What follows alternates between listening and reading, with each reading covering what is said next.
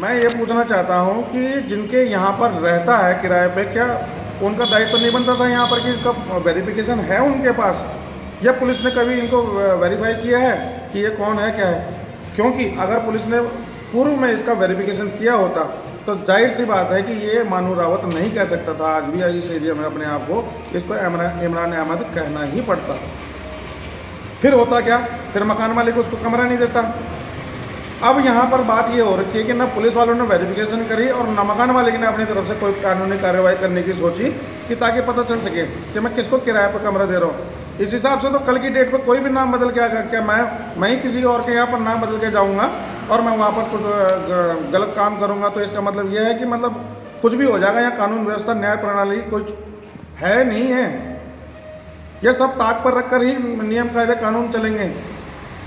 वैसे तो पुलिस प्रशासन स्मैक तस्करों को पकड़ती है, लेकिन तस्करों को ना पकड़ के वो तस्कर गुर्गों को पकड़ती है बजाय कायदे से तो काम ये होना चाहिए था कि जो मेन स्मैक का व्यापार कर रहे हैं उनको पकड़ना चाहिए था, तभी स्मैक का काम खत्म होता।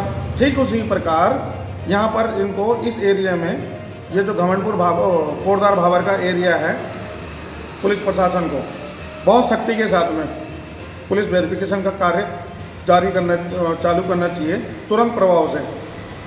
तो उससे बहुत सारी संलिप्तताएँ, बहुत सारे जो अवैध काम हैं या अवैध तरीके से जो लोग रह रहे हैं या अवैध अपनी आईडी छुपाकर काम कर रहे हैं या अपनी आईडी छुपाकर किसी के यहाँ रह रहे हैं, इनकी संलिप्तताएँ नज़र में आएंगी, संज्ञान में आएंगी और तभी जाके कुछ कार्रवाई हो पाएगी, तभी जाके कुछ क्राइम का रेट कम होगा इस कोटद्वार भाबर में। अन्यथा यह कुछ नहीं हो सकता, यह ऐसे ही चलेगा, एक ढर्रे पर ही चलता रहेगा।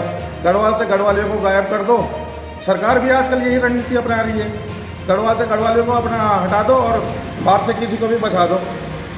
आप अगर यूपी के हैं, आप अगर बरेली के हैं, आप अगर कहीं के भी हैं ऑल इंडिया के, आप यहाँ उत्तराखंड आइए। सरकार की ये नीति है कि आप उत्तराखंड आइए, 7 साल रहिए और उसके बाद आपको स्थायी निवास मिल जाएगा।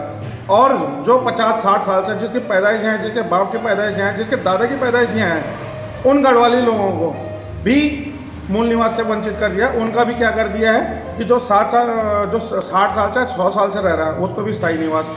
अब बताओ, जो 7 साल पहले लोग आए हैं यहाँ उनको भी स्थायी निवास और हमारा भी स्थायी निवास कर दिया, जबकि हमारा मूल निवास होना चाहिए था। तो क्या उनकी वैल्यू और हमारी वैल्यू बराबर कर दी उन्होंने 7 साल में? ये कैसी सरकार चल रही, कैसी नेतागिरी चल रही है, जो अपने लोगों के बारे में नहीं सोच पा रहे हैं, अपने लोगों को आगे बढ़ाने के लिए नहीं सोच पा रहे हैं, अपने लोगों को बचाने के लिए नहीं सोच पा रहे हैं। वो किसके लिए सोच रहे हैं, किन के लिए सोच रहे हैं, आप किन को बढ़ाना चाहते हैं?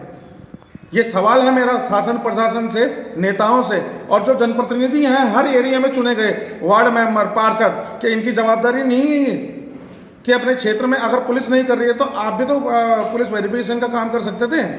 आप जांच पड़ताल, आप जनप्रतिनिधि चुने किस लिए गए हैं, किस लिए चुने गए? क्या तनख्वाह लेने के लिए या कहीं पर किसी चीज़ का अनावरण करने के लिए या फिर धूप अगरबत्ती जलाने के लिए या फिर किसी चीज़ का उद्घाटन करने के लिए, बस इन्हीं चीज़ों के लिए चुने गए हैं क्या? करो, और अब करना पड़ेगा।